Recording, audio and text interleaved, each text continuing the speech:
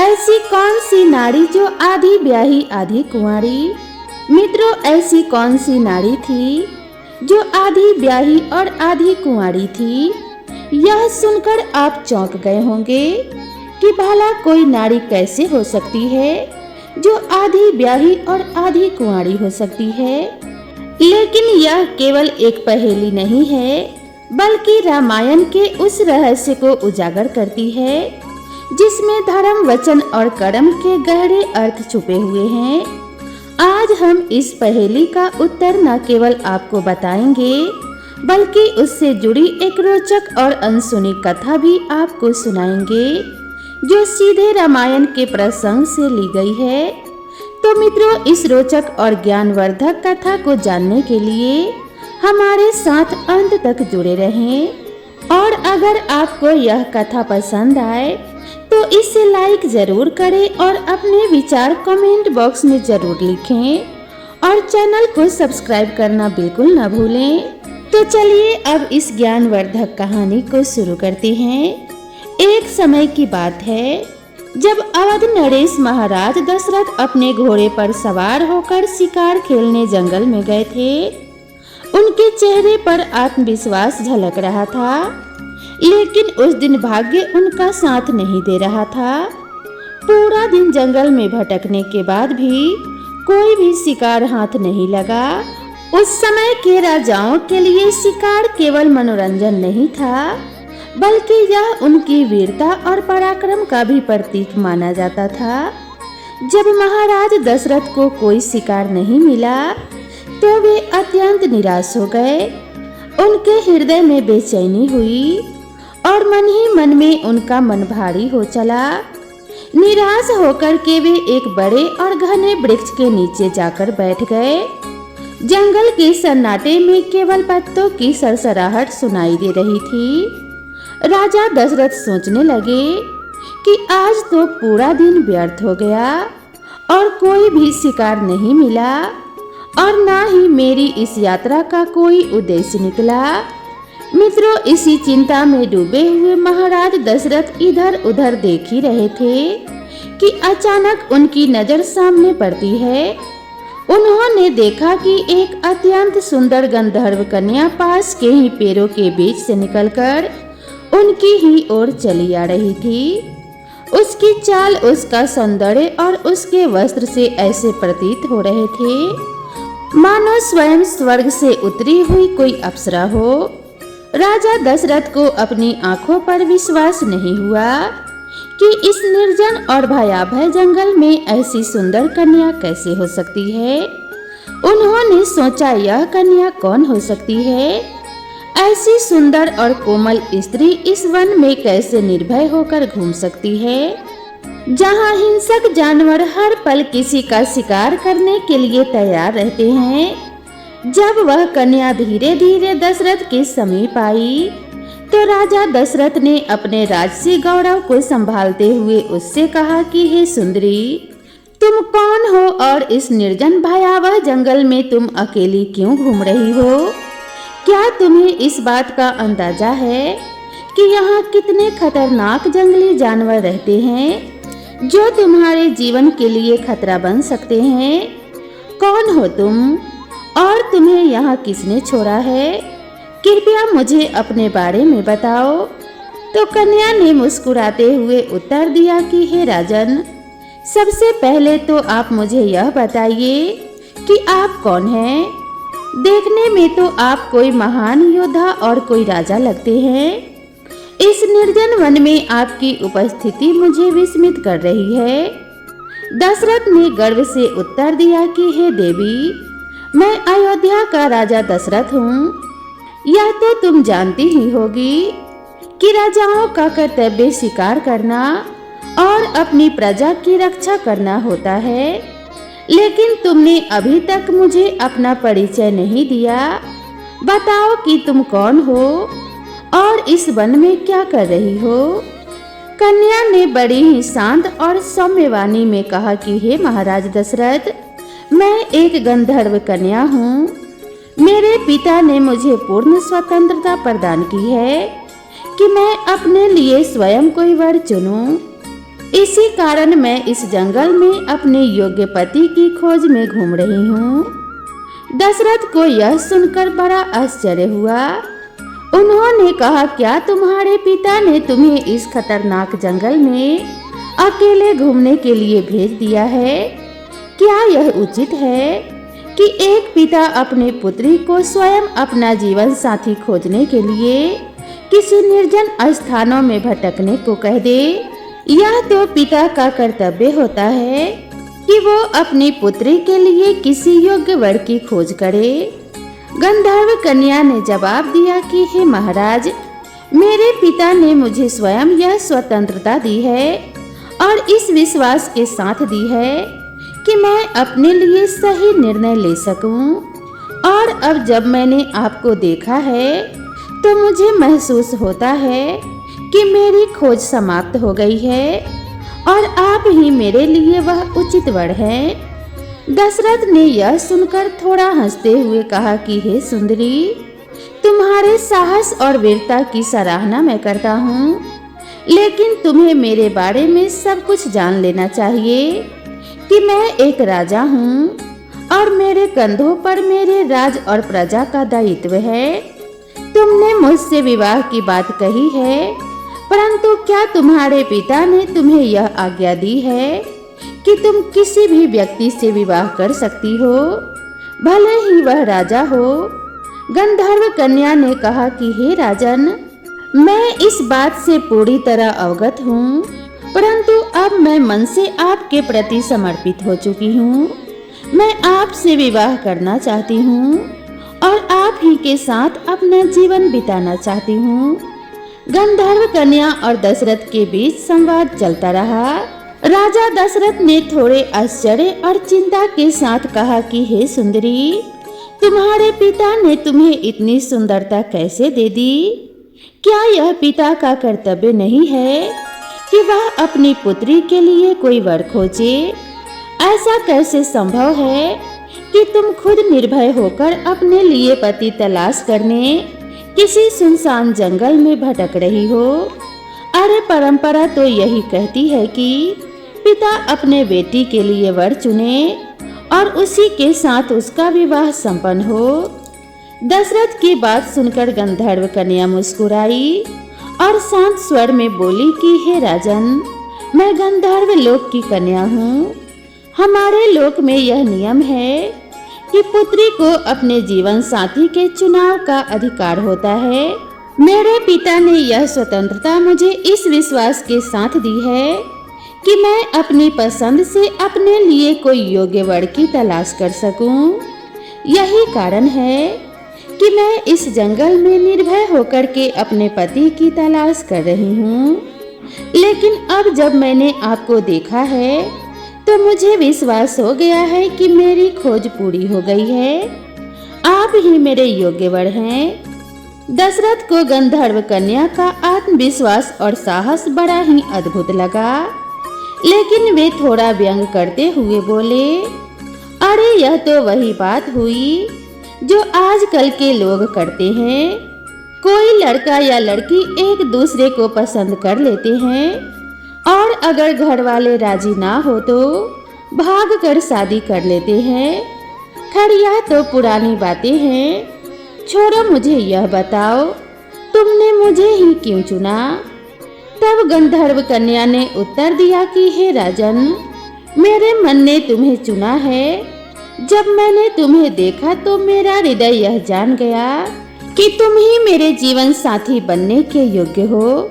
तुम्हारा राजसी व्यक्तित्व, तुम्हारी गरिमा और तुम्हारे भीतर की ताकत ने मुझे यह विश्वास दिलाया कि तुम ही मेरे लिए सबसे उपयुक्त हो। अब मैं तुमसे ही विवाह करना चाहती हूँ।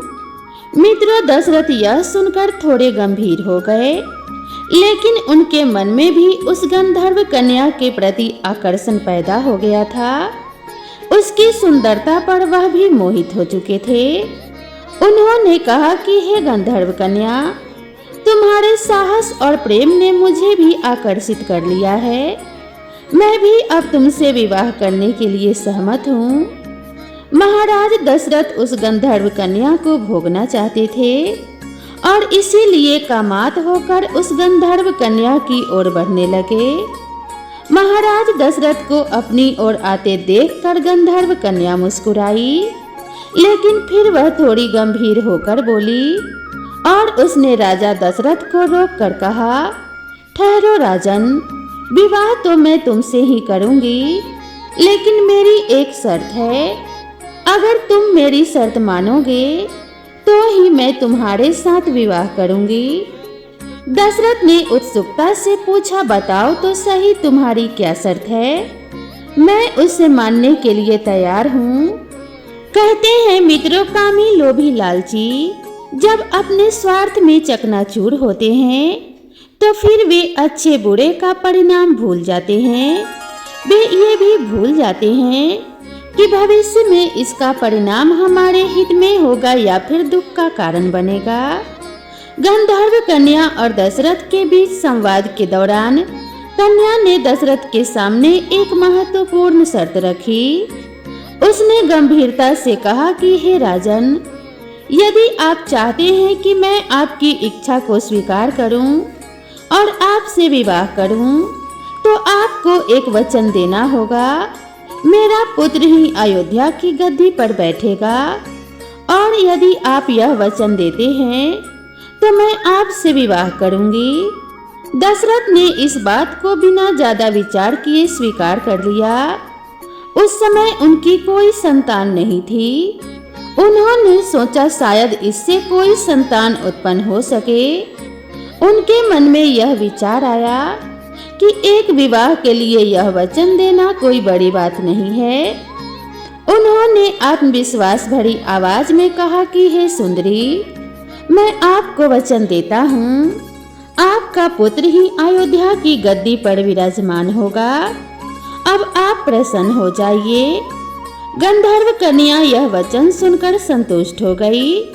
उसकी आंखों में एक चमक थी, मानो उसे अब अपने जीवन का उद्देश्य प्राप्त हो गया हो। दशरथ ने उसे भरोसा दिलाते हुए कहा, अब मैं आपके पास तुरंत नहीं रह सकता। मैं अपने राज्य अयोध्या लौटकर बारात लाऊंगा, तब हम वैदिक रीति रिवाज से विवाह करेंगे। इस तरह से आपका और मेरा विवाह पूर्ण हो सकेगा। अभी आप यहीं वृक्ष के नीचे विश्राम करें, मैं जल्द ही लौटूंगा। गंधर्व कन्या ने दशरथ की बात मान ली। वह वृक्ष के नीचे बैठ गई और दशरथ के लौटने का इंतजार करने लगी। उसने कहा, ठीक है महाराज, मैं आपकी प्रतीक्षा करूंगी। मुझे विश्वास है कि आप अपना वचन निभाएंगे। मित्र दशरथ ने उसे एक बार और आश्वस्त किया और अपने घोड़े पर सवार होकर के अयोध्या के लिए रवाना हो गए। उनके मन में उत्साह और गर्व का भाव था कि उन्होंने एक ऐसी कन्या को अपने लिए चुना है जो साहसी और आत्मनिर्भर है। इस प्रकार उस गंधर्व कन्या के साथ गंधर्व विवाह करके, गंधर्व विवाह उसे कहते हैं जिसमें केवल मन और वचन का मेल होता है, वही दशरथ और गंधर्व कन्या के बीच हुआ। इसे आधा विवाह माना गया क्योंकि केवल वरमाला और वचन हुआ था। वैदिक रीति रिवाजों के अनुसार विवाह की बाकी रस्में अभी बाकी होनी थी। दशरथ ने स्पष्ट कहा था कि वह बारात लेकर आएंगे, तब पूरी तरह से सारी रस्म निभाई जाएगी, तब यह विवाह संपन्न माना जाएगा। गंधर्व कन्या ने दशरथ की बात पर विश्वास किया और वृक्ष के नीचे बैठकर शांत मन से प्रतीक्षा करने लगी। उधर दशरथ अपने राज्य अयोध्या के लिए लौट गए और यह सोचते हुए कि वह जल्दी ही अपनी नई जीवन संगनी को सम्मान पूर्वक अपने महलों में लेकर आएंगे। महाराज दशरथ जब गंधर्व कन्या से वादा करके अयोध्या लौटे तो उनके मन में उत्साह था। उन्होंने तय किया था कि वह जल्दी ही बारात लेकर उस गंधर्व कन्या के पास लौटेंगे और वैदिक रीति रिवाज से विवाह संपन्न करेंगे। लेकिन अयोध्या लौटने के बाद दशरथ अपने राजकीय कार्यों और परिवार की जिम्मेदारियों में ऐसे उलझे कि धीरे धीरे वह वचन उनके स्मरण से धुंधला होने लगा। दशरथ के बारे में अधिकतर लोग जानते हैं कि उनकी 3 प्रमुख रानियां थी, कौशल्या, सुमित्रा और कैकेयी। इन 3 रानियों का उल्लेख रामायण में प्रमुखता से किया गया है, लेकिन एक और भी बात है जिसमें बताया गया है कि दशरथ की कुल 760 रानियां थी। जगदीश रामायण में इस बात का वर्णन है। इन रानियों में से जो रानियां विशेष थी, जिन्हें पट रानियों का दर्जा प्राप्त था, यही कारण है कि रामायण और अन्य ग्रंथों में केवल इन्हीं का उल्लेख किया गया है। लेकिन अन्य रानियां भी दशरथ के जीवन का महत्वपूर्ण हिस्सा थीं। उनके साथ दशरथ का अलग अलग संबंध था और वे सभी उनके महल की शोभा बढ़ाती थी। जब दशरथ अयोध्या लौटे तो अपनी 760 रानियों में खो गए। हर दिन महल में कहीं कोई उत्सव होता, कहीं कोई आयोजन होता। वे अपने परिवार के साथ इतने व्यस्त हो गए कि धीरे धीरे गंधर्व कन्या से किया गया वचन उनके मन से मिटने लगा। उनकी 3 प्रमुख रानियां कौशल्या, सुमित्रा और कैकेयी हर समय उनकी सेवा में प्रेम से लगी रहती थी। महल के अन्य कामकाज और प्रजा के कल्याण के कार्यों में दशरथ इतने उलझ गए कि जंगल में वृक्ष के नीचे प्रतीक्षा कर रही उस गंधर्व कन्या का उन्हें ध्यान ही नहीं रहा। गंधर्व कन्या ने दशरथ पर विश्वास करके उन्हें वचन दिया था कि वो उनकी प्रतीक्षा करेगी, लेकिन दशरथ अपने महल के वैभव, रानियों के प्रेम और राजकाज के कार्यों में ऐसे मगन हो गए कि उन्होंने गंधर्व कन्या से किया गया वादा पूरी तरह से भुला दिया। महल में उनके पास हर समय कोई न कोई रानी बनी रहती थी, कोई न कोई उनकी देखभाल करती और राजकीय चर्चा में उनका साथ देती। दशरथ को यह भी याद नहीं रहा कि उन्होंने गंधर्व कन्या से बारात लेकर लौटने का वचन दिया था। उधर जंगल में वह गंधर्व कन्या दशरथ की प्रतीक्षा करती रही। हर दिन उसे लगता था कि महाराज दशरथ बारात लेकर आएंगे और उसे अपने साथ ले जाएंगे। लेकिन जैसे जैसे समय बीतता गया, उसके मन में निराशा बढ़ती चली गई। मित्रों, इस प्रकार दशरथ जी अपनी व्यस्तता में गंधर्व कन्या के वचन को भूल गए और अपने वर्तमान जीवन में मगन रहने लगे। गंधर्व कन्या ने राजा दशरथ के वचन पर पूरा विश्वास किया था। वो उस वृक्ष के नीचे बैठकर उनकी प्रतीक्षा करती रही। हर दिन उसे लगता था कि राजा दशरथ अपनी बारात लेकर आएंगे और उसे अपने साथ ले जाएंगे। लेकिन समय बीतता गया और दशरथ अपने वादे को भूलकर अपने राजकाज के कार्यों में उलझ गए और अपने रानियों के प्रेम में खो गए। गंधर्व कन्या के लिए यह प्रतीक्षा असहनीय होती गई। उसने सोचा कि दशरथ ने वचन दिया है और एक राजा का वचन कभी झूठा नहीं हो सकता, लेकिन वो अब तक क्यों नहीं आए। इसी सोच में डूबी गंधर्व कन्या ने उस वृक्ष के नीचे तपस्या करना आरंभ कर दी। वह अपने मन को शांत रखते हुए भगवान से प्रार्थना करने लगी कि दशरथ अपना वचन निभाए। कई दिनों और रातों तक वह तपस्या करती रही। उसकी तपस्या इतनी गहन थी कि उसने अपना शरीर तक त्याग दिया, वहीं प्राण छोड़ दिए। इस घटना को मतंग ऋषि, जो उसी जंगल में तपस्या कर रहे थे, वह देख रहे थे। वे कन्या के त्याग और तपस्या से बहुत प्रभावित हुए। जब मतंग ऋषि ने देखा कि गंधर्व कन्या ने प्राण त्याग दिए हैं, तो वे उसके पास जाते हैं। उन्होंने ध्यान लगाकर उसके जीवन के उद्देश्य और दशरथ के साथ हुए संवाद को समझा। फिर उन्होंने उसकी हड्डियों से खड़ाऊ बनवाए। मतंग ऋषि ने मन ही मन सोचा, यह कन्या जिस वचन के लिए जी रही थी वह पूरा होना चाहिए। दशरथ ने उसे गद्दी से जोड़ने का वादा किया था। यह खड़ाऊ ही अब उस वचन को पूरा करेगा। खड़ाऊ बनाकर मतंग ऋषि अपने शिष्य अत्रि ऋषि के पास गए। उन्होंने खड़ाऊ अत्रि मुनि को सौंपते हुए पूरी घटना कह सुनाई। उन्होंने कहा कि हे अत्रि, यह खड़ाऊ उस गंधर्व कन्या की है जिसने राजा दशरथ के वचन पर विश्वास किया था और अपने प्राण तक त्याग दिए। अब यह खड़ाऊ उस वचन को पूरा करेगा। इन्हें किसी ऐसे योग्य व्यक्ति को दे देना जो इन्हें सम्मान पूर्वक उपयोग कर सके। अत्रि ऋषि ने श्रद्धा पूर्वक खड़ाऊ को स्वीकार कर लिया और उन्हें अपने आश्रम में रख लिया। उधर दशरथ अपने वचन को भूल चुके थे। समय बीता और दशरथ के घर में भगवान राम का जन्म हुआ। राम बड़े हुए और एक दिन कैकेयी के कहने पर उन्हें वनवास का आदेश मिला। राम माता सीता और लक्ष्मण के साथ वनवास पर चले गए। वन में घूमते हुए वे अत्रि ऋषि के आश्रम पर पहुँचे। अत्रि ऋषि और उनकी पत्नी माता अनुसुईया ने राम, लक्ष्मण और सीता का स्वागत किया। माता अनुसुईया ने माता सीता को दिव्य वस्त्र और आभूषण दिए और उन्हें जीवन के कई उपयोगी ज्ञान भी सिखाए।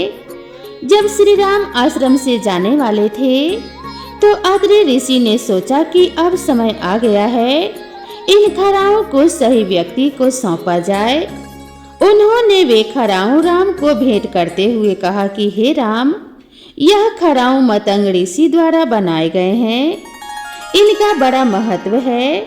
इन्हें अपने पास रखिए और उचित रूप में उपयोग कीजिए। राम ने खड़ाऊ को बड़े आदर के साथ स्वीकार किया और उन्होंने जान लिया कि यह खड़ाऊ किसी विशेष उद्देश्य के लिए है। राम ने उन्हें अपने साथ रखा। वहां पर मतंग ऋषि भी आते हैं और मतंग ऋषि ने अपने शिष्य को बहुत ही धन्यवाद दिया और कहा कि तुमने जो यह खड़ाऊ राम को दिए हैं, यह काम बहुत ही उचित था, इन्हीं को देने थे। दोस्तों, फिर राम ने जो खड़ाऊ थे अपने पैरों में नहीं पहने, उन्हें अपने पैरों की जूती नहीं बनाई। वह खड़ाऊ एक वस्त्र में लपेटकर अपने भाई लक्ष्मण को दिए और कहा कि हे लक्ष्मण, इन खड़ाऊ को अपने पास में रखो और इन्हें पैरों में नहीं पहनना है। आगे जंगल में नंगे पैरों ही चलना है, हम इन्हें पहनेंगे नहीं। तो दोस्तों, बताया जाता है कि राम, लक्ष्मण, सीता जब चित्रकूट में मौजूद थे, उसी समय राम के वनवास के निर्णय से हर कोई अयोध्या में दुखी था, लेकिन सबसे अधिक भरत को अपने बड़े भाई के बिना अयोध्या के राजमहल सोने लगते थे। भरत ने अपने मन में ठान लिया कि वे राम से मिलने चित्रकूट जाएंगे और उन्हें वापस अयोध्या ले आएंगे। भरत ने अयोध्या से चित्रकूट की यात्रा की। उनके साथ गुरु वशिष्ठ और कई अन्य राज परिवार के सदस्य भी थे। जब भरत चित्रकूट में पहुंचे तो उन्होंने राम को देखा। राम वनवासी वेश में थे और उनके साथ लक्ष्मण और सीता भी थी। भरत ने अपने बड़े भाई को इस अवस्था में देखा तो उनकी आंखों में आंसू आ गए। भरत ने राम के चरणों में गिरकर कहा कि हे भैया, आप यह सब क्यों सह रहे हैं? आप जैसे धर्मपरायण राजा को वन में रहने की क्या आवश्यकता है? अयोध्या आपसे है, कृपया लौट चलिए और राज सिंहासन पर बैठकर राज्य का संचालन कीजिए। मैं अयोध्या का राजा बनने के योग्य नहीं हूँ। राम ने भरत को उठाते हुए कहा कि हे भैया भरत, आपका यह प्रेम मेरे लिए अनमोल है, लेकिन आप यह क्यों भूल रहे हैं कि ये वनवास मुझे पिताजी के वचन को निभाने के लिए मिला है। धर्म का पालन करना मेरा सबसे बड़ा कर्तव्य है। यदि मैं इस समय अयोध्या लौट गया तो पिताजी का वचन अधूरा रह जाएगा और यह मेरे लिए सबसे बड़ा अधर्म होगा। मित्र भरत ने भावुक होकर के कहा कि हे भैया, मैं पिताजी के निर्णय का सम्मान करता हूँ, लेकिन उनके जाने के बाद अयोध्या एक यतीम राज बन गया है। प्रजा आपके बिना दुखी है। अगर आप वापस नहीं आए तो अयोध्या बर्बाद हो जाएगी। क्या आपका यह धर्म नहीं है कि आप प्रजा की रक्षा करें? कृपया मेरे आग्रह को स्वीकार कीजिए। तब राम ने भावुक होते हुए कहा कि भैया भरत, मैं आपकी भावना को समझता हूँ, लेकिन मेरा अंतिम निर्णय है। पिताजी का वचन मेरा धर्म है और इसे निभाना मेरी प्राथमिकता। आप मेरी अनुपस्थिति में अयोध्या का संचालन करिए। भरत ने एक बार फिर कहा, यदि आप नहीं लौट सकते तो मैं भी अयोध्या लौटने के योग्य नहीं हूँ। मैं आपके बिना राजगद्दी पर नहीं बैठ सकता। राम ने भरत को सांत्वना दी और कहा कि देखो भैया, अगर आप वास्तव में मुझसे इतना प्रेम करते हैं तो मेरी बात मानिए। मैं आपको अपने चरण खड़ाऊं सौंपता हूँ। इन्हें गद्दी पर रखकर तुम राज का संचालन करो। यह खड़ाऊं मेरे प्रतीक होंगे और आप मेरे प्रतिनिधि बनकर राजकाज संभालेंगे। भरत ने यह सुनकर रोते हुए कहा, भैया मैं आपके बिना यह कैसे कर सकता हूँ? आपके चरणों के बिना अयोध्या सुनी लगती है। तो राम ने उत्तर दिया कि भरत, यह खड़ाऊं केवल प्रतीक नहीं, इन्हें गद्दी पर रखकर अपने राज्य का संचालन करना। और यह मैं जानकर संतुष्ट रहूंगा कि अयोध्या मेरे आदर्शों के अनुसार चल रही है। आप मेरे प्रतिनिधि हैं और यह खड़ाऊं आपको मेरे पास होने का एहसास दिलाएंगे। भरत ने भारी मन से राम के चरण खड़ाऊं को स्वीकार तो कर लिया और उन्होंने कहा कि भैया, यह खड़ाऊं मेरे लिए आपका आशीर्वाद है। मैं इन्हें गद्दी पर रखूंगा और यह सुनिश्चित करूंगा कि राज्य आपकी शिक्षाओं के अनुसार संचालित हो। लेकिन मैं यह प्रतिज्ञा करता हूँ कि जब तक आप वापस नहीं आएंगे मैं स्वयं गद्दी पर नहीं बैठूंगा। मैं अपने जीवन को तपस्वी की तरह जीऊंगा और आपकी प्रतीक्षा रात दिन करूंगा। राम ने भरत को गले लगाते हुए कहा, भैया आपके इस त्याग ने मुझे गर्व से भर दिया है। मैं आपसे यही अपेक्षा करता हूँ। अयोध्या की प्रजा आप पर विश्वास करती है। आप उनके लिए वही करेंगे जो मैं करता। राम ने खड़ाऊं सौंपते हुए कहा, भरत इन खड़ाऊं को गद्दी पर रखना और यह कहना कि इससे माता को सुख मिलेगा। भरत ने पूछा, भैया कौन सी माता को सुख मिलेगा? तो राम ने उत्तर दिया, यह सुख उस माता को मिलेगा जिसने त्याग और प्रेम का प्रतीक बनकर इन खड़ाऊं को जन्म दिया है। यह गंधर्व कन्या थी जो मेरे पिताजी के वचन के कारण अपनी जान गंवा बैठी। उसका त्याग व्यर्थ नहीं जाएगा। जब खड़ाऊं अयोध्या की गद्दी पर होंगे तो उसका उद्देश्य पूरा हो जाएगा। भरत ने राम की बात को समझा और खड़ाऊं लेकर अयोध्या लौट गए। उन्होंने इन खड़ाऊं को गद्दी पर रखा और 14 वर्षों तक स्वयं तपस्वी का जीवन बिताकर राम की प्रतीक्षा करने लगे। जब राम ने भरत को खड़ाऊं सौंपे तो भरत का मन अत्यंत व्यथित था। उनका हृदय अपने बड़े भाई के प्रति प्रेम और आदर से भर गया था। उन्होंने चरण खड़ाऊं को हाथ में लिया और राम से कहा, भैया यह खड़ाऊं केवल आपके प्रतीक नहीं, यह मेरे लिए आपके आशीर्वाद और आपका आदेश है। मैं इसे गद्दी पर रखूंगा, लेकिन यह वचन देता हूँ कि मैं स्वयं गद्दी पर कभी नहीं बैठूंगा। आपके बिना राजगद्दी मेरे लिए शून्य है। मैं इन खड़ाऊं को अयोध्या का राजा मानूंगा। राम ने भरत को स्नेह पूर्वक गले लगाते हुए कहा, भरत आपका यह त्याग अयोध्या की प्रजा के लिए प्रेरणा बनेगा। आपके इस निर्णय से पिताजी का वचन भी पूरा होगा और प्रजा भी सुरक्षित रहेगी। आप मेरे आदर्शों और धर्म का पालन करते हुए राज्य का संचालन कीजिए। यह खड़ाऊं अयोध्या के न्याय, धर्म और सत्य का प्रतीक है। भरत ने उन खड़ाऊं को निहारते हुए पूछा, भैया आपने कहा था कि इन खड़ाऊं को गद्दी पर रखने से माता को सुख मिलेगा। कृपया स्पष्ट करें कि आप किस माता की बात कर रहे हैं। तो राम ने मुस्कुराते हुए उत्तर दिया, भरत, यह सुख उस माता को मिलेगा जिसने अपने वचन और त्याग से इन खराओं को जन्म दिया। वह गंधर्व कन्या जो पिताजी के वचन पर अडिग रही और तपस्या करते करते अपने प्राण त्याग बैठी, उसकी तपस्या और त्याग और विश्वास व्यर्थ नहीं जाएगा। जब यह खराऊ अयोध्या की गद्दी पर विराजमान होंगे तो उसका उद्देश्य पूरा होगा। भरत यह सुनकर गंभीर हो गए।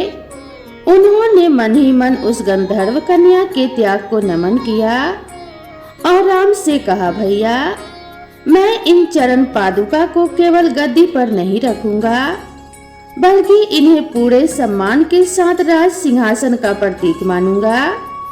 जब तक आप वापस नहीं लौटेंगे मैं तपस्वी जीवन जीऊंगा और यही मेरी प्रतिज्ञा है।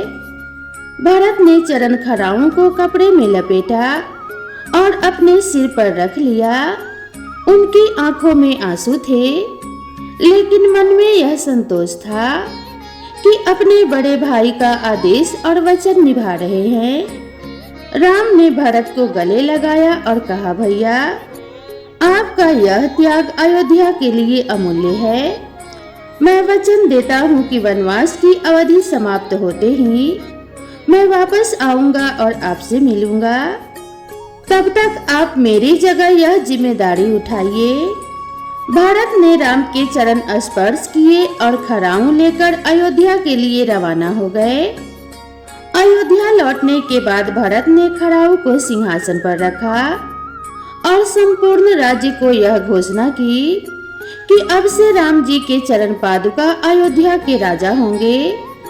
मैं केवल उनका सेवक हूँ और यह गद्दी मेरे लिए नहीं है, बल्कि राम जी के लिए सुरक्षित है। जब तक वे वापस नहीं लौटते मैं इनकी सेवा करूँगा। भरत ने अपने वचन के अनुसार तपस्वी का जीवन जीना शुरू कर दिया। उन्होंने राजमहल में रहने से इनकार कर दिया और नंदी ग्राम में कुटिया बनाकर वहीं रहने लगे।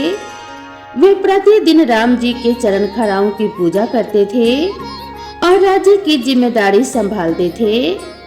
भरत का यह त्याग और राज्य के प्रति उनका प्रेम आदर्श बन गया। उन्होंने दिखा दिया कि सच्चा नेतृत्व केवल सिंहासन पर बैठने से नहीं, बल्कि धर्म त्याग और न्याय के मार्ग पर चलने से सिद्ध होता है। राम ने भरत के इस निर्णय को अपने वनवास के दौरान याद रखा और अयोध्या लौटने पर भरत के इस त्याग को सराहा। तो दोस्तों, आइए उसी जगह पर आते हैं जो गंधर्व कन्या थी, जिसके लिए वचन दिया था कि तुम्हारा पुत्र ही हमारी गद्दी का राजा बनेगा और उसी को गद्दी नसीब होगी। तो उसी वचन को याद करके राम ने कहा था कि सुख पावेगी माता, यानी इन चरण खराओं को ले जाओ और ले जा करके गद्दी पर रख देना तो माता सुख पाएगी। वही गंधर्व कन्या के लिए राम ने माँ कहा था कि उसी माँ के लिए सुख मिलेगा। तो दोस्तों, वही गंधर्व कन्या थी, आधी ब्याही थी और आधी कुंवारी थी। अब कुछ लोग कहते हैं कि तारका के शरीर के हड्डियों के खराऊ थे।